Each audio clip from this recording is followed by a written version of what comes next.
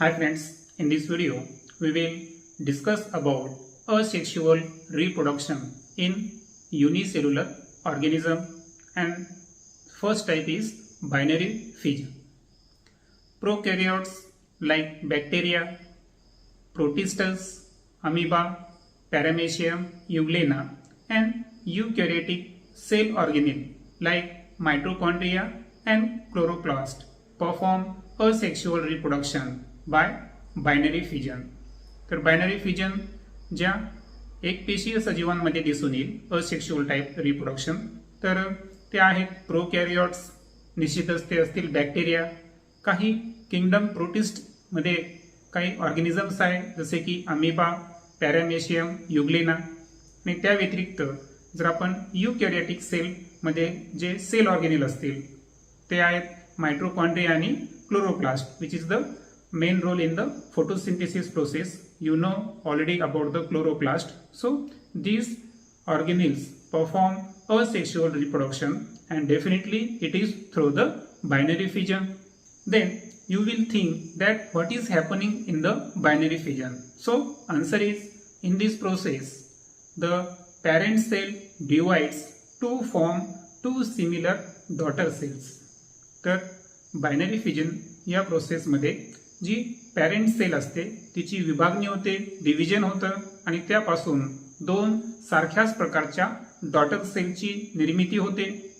आता एकाच पॅरेंट पासून, अर्थातच युनिपॅरेंटल रिप्रोडक्शन हे असेक्शुअल रिप्रोडक्शनचं फीचर आपण लास्ट व्हिडिओमध्ये स्टडी केलेलं आहे, आणि म्हणून बायनरी फिजनमध्ये सुद्धा एकच पॅरेंट सेल पासून दोन सिमिलर डॉटर सेलची निर्मिती होते.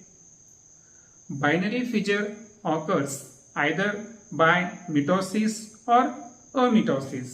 आता बायनरी फिजन मध्ये दोन प्रकारच्या पॉसिबिलिटीज आहेत. तर यामध्ये जे सेल डिव्हिजनचा जो टाइप आहे तो आयदर मिटोसिस असेल किंवा अमिटोसिस असेल. ॲक्सिस ऑफ फिजन और division is different in different प्रोटिस्ट्स. आणि किंगडम प्रोटिस्ट संदर्भात जे ऑर्गॅनिझम्स आहेत ते यामध्ये फिजनचा ॲक्सिस किंवा डिव्हिजन जो आहे हा डिफरंट प्रोटिन्ससाठी डिफरंट असतो, हे इथं लक्षात ठेवायचं. आता एक्झाम्पल म्हणून amoeba divides in any plane due to lack of specific shape, hence it is called as the simple binary fission. आता अमिबामध्ये जर पाहिलं आपण तर जे सेल डिव्हिजन आहे हे कोणत्याही प्लेनमध्ये होईल. ओके, म्हणजे प्लेन हा निश्चित नसतो, आणि त्याचं कारण म्हणजे अमिबाला स्पेसिफिक असा शेप नाही, आणि म्हणून अमिबामध्ये जे बायनरी फिजनचा प्रकार आहे त्याला म्हणता येईल सिंपल बायनरी फिजन. त्यानंतर paramecium divides bye transverse binary fission. आणि जर आपण पॅरामेशियमला आपण कन्सिडर केलं तर पॅरामेशियम मध्ये जो बायनरी फिजन होतो हा ट्रान्सफर टाइप होतो, आणि so definitely transfer binary fission is found in paramecium. So major difference लक्षात ठेवायचं की सिंपल बायनरी फिजन हे अमिबामध्ये दिसून येईल आणि ट्रान्सफर बायनरी फिजन हे पॅरामेशियम मध्ये दिसून येईल. युग्लेना बाय लॉन्जिट्युडिनल बायनरी फिजन. आणि अमिबा आणि पॅरामेशियम व्यतिरिक्त युग्लेना हा सुद्धा युनिसेल्युलर ऑर्गॅनिझम आहे, आणि यामध्ये जे असेक्शुअल रिप्रोडक्शनचा अर्थातच बायनरी फिजनचा जो टाइप आहे तो आहे longitudinal. Binary fission is usually perform by living organism during favourable condition, that is availability of abundant food material. आता बायनरी फिजनचे आपण तीन टाइप पाहिले. सिंपल जो की अमिबामध्ये दिसून येईल, ट्रान्सफर जो की पॅरामेशियम, आणि लॉन्जिट्युडिनल बायनरी फिजन जो की युग्लेनामध्ये दिसून येईल. तर हे जे बायनरी फिजन आहे तर हे कोणत्याही ऑर्गॅनिझम मध्ये, लिव्हिंग ऑर्गॅनिझम मध्ये घडून येण्यासाठी एक विशिष्ट प्रकारची फेवरेबल कंडिशन लागते, आणि ही जी फेवरेबल कंडिशन अर्थातच जे फूड मटेरियल आहे हे त्या ऑर्गॅनिझमला अबंडंट म्हणजे मुबलक प्रमाणात जर अवेलेबल असेल तर निश्चितच या परिस्थितीमध्ये हे बायनरी फिजन घडून येईल. त्यानंतर asexual reproduction in unicellular organism मध्ये दुसरा टाइप आपण पाहू, multiple fission. Asexual reproduction by multiple fission is performed by amoeba and other similar protist. तर या अगोदर आपण पाहिलं की सिंपल बायनरी फिजन हे अमिबामध्ये आपण पाहिलं. तर जे मल्टिपल फिजन आहे हे सुद्धा अमिबामध्ये दिसून येईल. आणि यामध्ये जो असेक्शुअल रिप्रोडक्शन आहे तर हे अमिबा व्यतिरिक्त आणखीन काही सिमिलर प्रोटिस्ट आहेत जे अमिबा सारखे आहेत, तर त्यांच्यामध्ये हे मल्टिपल फिजन आपल्याला दिसून येईल. Amoeba stops the formation of pseudopodia and thereby movements whenever there is a lack of food or any other type of adverse condition. आता आपण पाहिलं की सिंपल बायनरी फिजन अमिबामध्ये घडून येण्यासाठी अबंडंट प्रमाणात फूड मटेरियल पाहिजे. आणि अमिबा जो आहे तर हा pseudopodia म्हणजे जो त्याचा जो शेप आहे त्याचं फॉर्मेशन हे स्टॉप जेव्हा करेल तर त्यावेळेस त्याची जी मुवमेंट आहे ही सुद्धा स्टॉप होऊन जाते. आणि हे केव्हा होईल, जर त्या ठिकाणी लॅक ऑफ फूड असेल म्हणजे अन्नाची जर कमतरता असेल किंवा other type of adverse condition किंवा वातावरणाची काही जी फेवरेबल कंडिशन नसेल, अर्थातच ॲडव्हर्स कंडिशन विरुद्ध कंडिशन जर असेल तर अशा वेळेस pseudopodia जे फॉर्मेशन आहे हे अमिबाकडून स्टॉप होतं. अमिबामध्ये कोणत्याही प्रकारची मुवमेंट होत नाही. अर्थातच या कंडिशनमध्ये सिंपल बायनरी फिजन अमिबामध्ये घडून येत नाही. It becomes rounded and forms protective covering around the plasma membrane.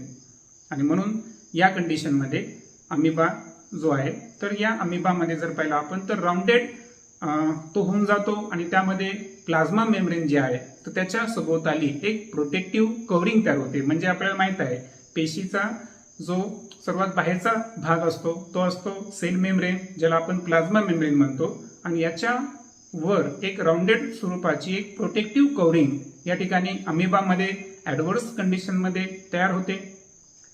Such इन्सिस्टेड amoeba और any other protist is called as cyst. आणि अशा प्रकारचे जो अमिबा आहे याला आपण इन्सिस्टेड अमिबा म्हणून किंवा एनी अदर प्रोटिस्टमध्ये अशा प्रकारची इन्सेस्ट कंडिशन घडून येणे that is non as the cyst. म्हणजे जी हार्ड प्रोटेक्टिव्ह कव्हरिंग तयार झाली प्लाझ्मा मेम्ब्रेनच्या सभोवताली, मग ते अमिबामध्ये असेल किंवा अदर प्रोटिस्टमध्ये असेल तर definitely it is the cyst. म्हणजे सिस्टचं त्या ठिकाणी फॉर्मेशन झालेलं आहे प्लाझ्मा मेम्ब्रेनच्या सभोवताली. Many nuclei are form by repeated nuclear division in the cyst.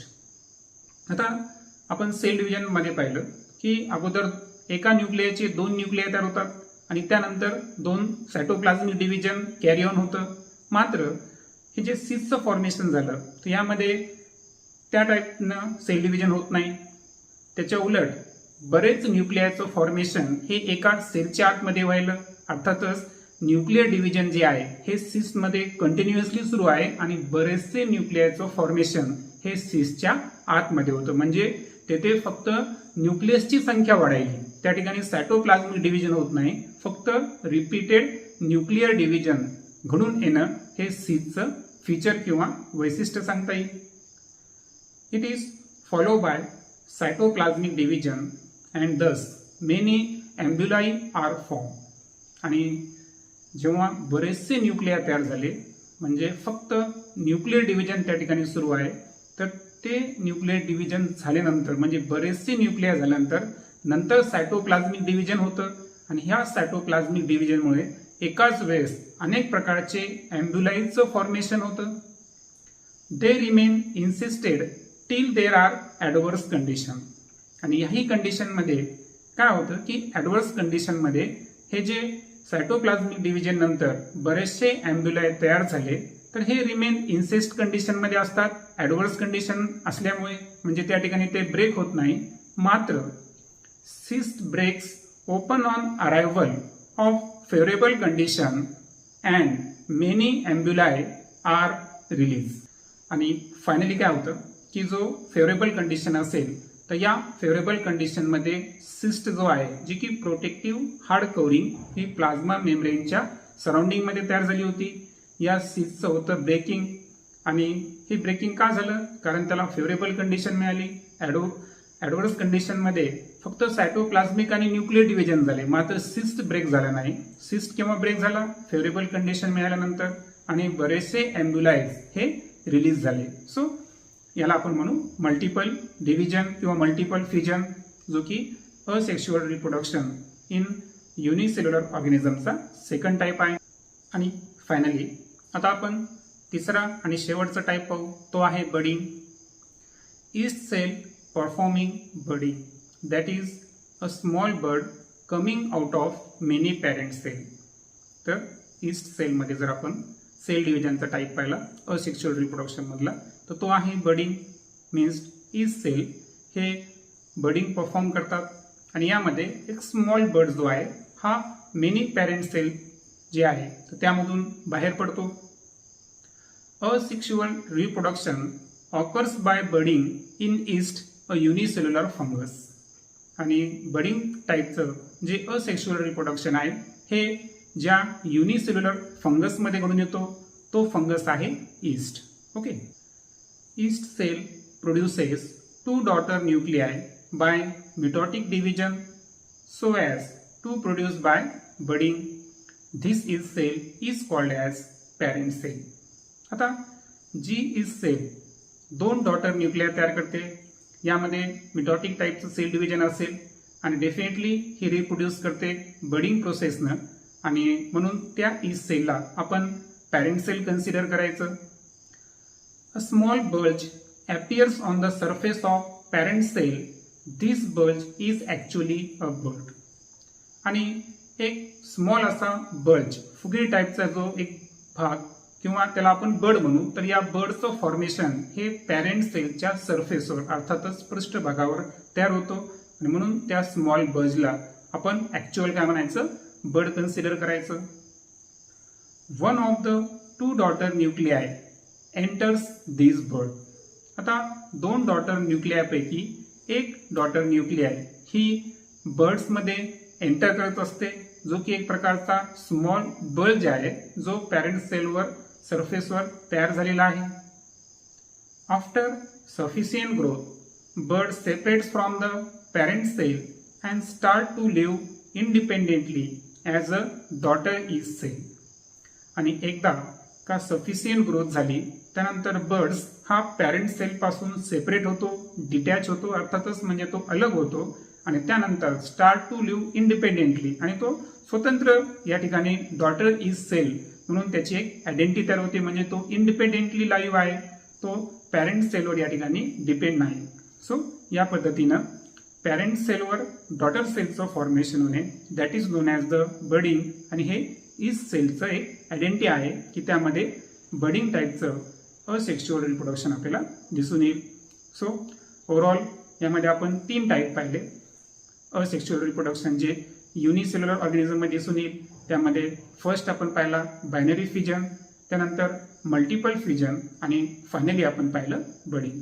In our next video we will discuss about asexual reproduction in multicellular organism. Thank you.